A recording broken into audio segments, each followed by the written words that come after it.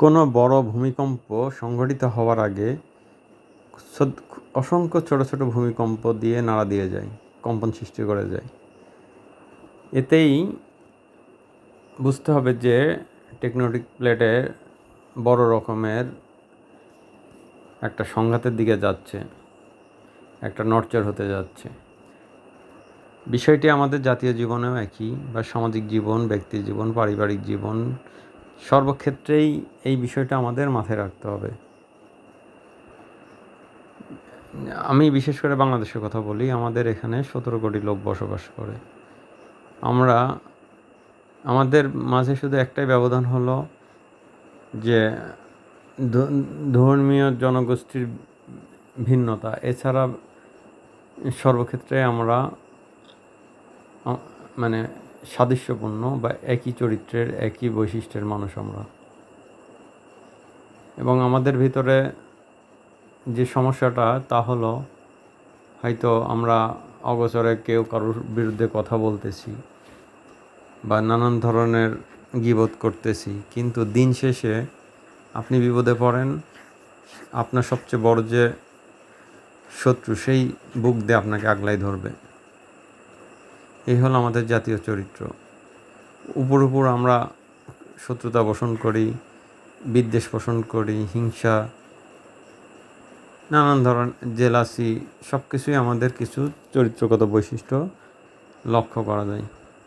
কিন্তু আপনি বিপদে পড়েন, দেখবেন পুরা জনগোষ্ঠী হুমড়ি খেয়ে পড়বে আপনাকে রক্ষা করার জন্য। অথবা আপনার একটি সমাজের একটা কেউ যদি অ্যাক্সিডেন্টে মারা যায়, বিশেষ করে গ্রাম অঞ্চলে বা মফস্বল অঞ্চলে, দেখবেন দূর দূরান্ত থেকে মানুষ দেখতে আসছে, সমবেদনা জানাচ্ছে, যেন একটা বিশাল পরিবার। বিষয়টি অত্যন্ত গুরুত্বপূর্ণ। এই সিমটম বা লক্ষণটি আমি বিশেষভাবে বিবেচনা করি, কেননা 1971 সালের যুদ্ধের সময়ও এই সিমটমটা দেখা গেছে। তখন 8 কোটির মানুষ বা 7.5 কোটির মানুষের একটা পরিবার আমরা হয়ে গেছিলাম।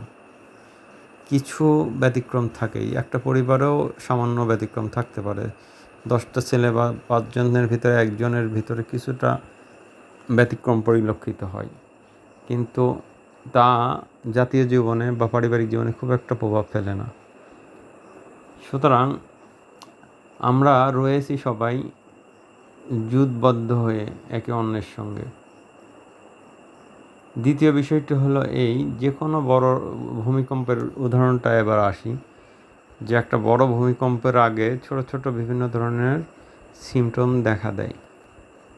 ছোট ছোট অসংখ্য ভূমিকম্প হয়, তারপর একটা বৃহৎ আকারের ভূমিকম্পে সমস্ত কিছু তছনছ করে লণ্ডভণ্ড করে দেয়, ধ্বংসযজ্ঞের এক ব্যাপক নজির স্থাপন করে। আমাদের জাতীয় জীবনেও বা রাষ্ট্রীয় জীবনে, সমাজ জীবনে অনেক ধরনের সিমটম আমরা ইদানিং দেখতে পাই, যা দেখে সত্যি ভয় হয় যে আমরা কি বড় কোনো বিপদের সম্মুখীন হইতে যাচ্ছি, তা হোক ব্যক্তি জীবন, সমাজ জীবন বা রাষ্ট্রীয় জীবন। একটা সমাজ বা রাষ্ট্রে যদি সারা বছরই অস্থিরতা, ভয়, সংখ্যা, ট্রমা, এই বিষয়গুলো যদি চলতেই থাকে, তবে যারা নিউবর্ন বেবি বা যাদের একটু বুদ্ধি হচ্ছে, তারাও একটা ট্রমার মধ্যে বড় হয়, যার ফলে তাদের মধ্যে এক ধরনের মানসিক অস্থিরতা, প্যানিক অ্যাটাক এবং বিভিন্ন ধরনের রোগ দেখা দিতে পারে।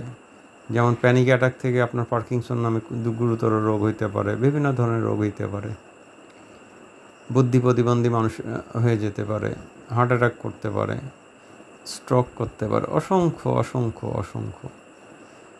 সুতরাং পুরা জাতিটাই যদি একটা প্যানিক অ্যাটাকের ভিতরে সারাক্ষণ বসবাস করে, তাহলে একটা সুস্থ জাতিগোষ্ঠীর বিকাশও ঘটবে না, সাস্টেনেবিলিটি, ভায়াবিলিটি কোনোটাই থাকবে না। সুতরাং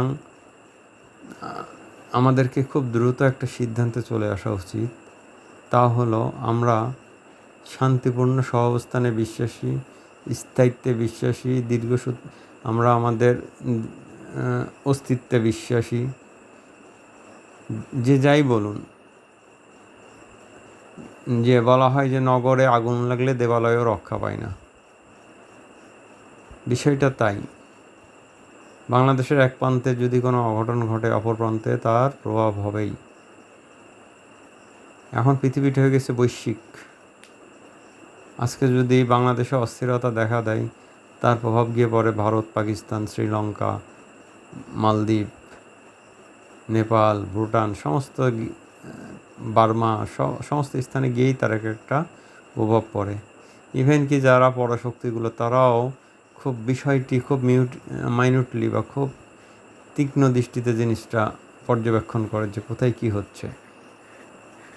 এখন আমরা এমন একটা টেকনোলজির যুগে বসবাস করতেছি যে পৃথিবীর মাত্র 15টা সাবমেরিন সারা পৃথিবীকে পুনর্বার ধ্বংস করার মতো আগ্নেয়াস্ত্র বহন করতে সক্ষম। এটা কি ভাবা যায়?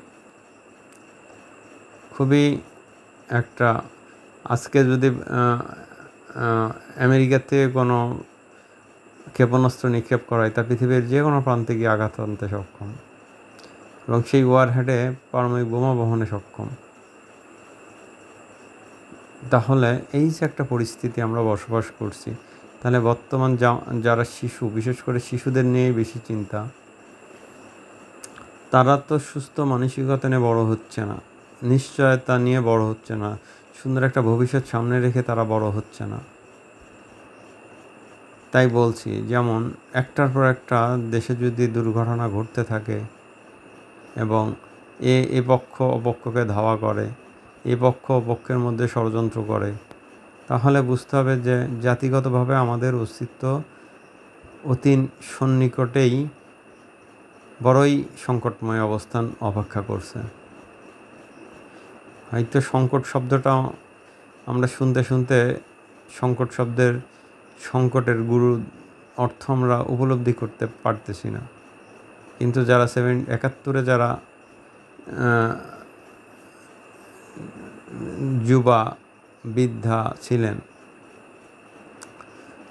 তারা জানে যে আসলে সংকটটা কত বড় ঘনীভূত অবস্থা, বিপদসংকুল অবস্থা।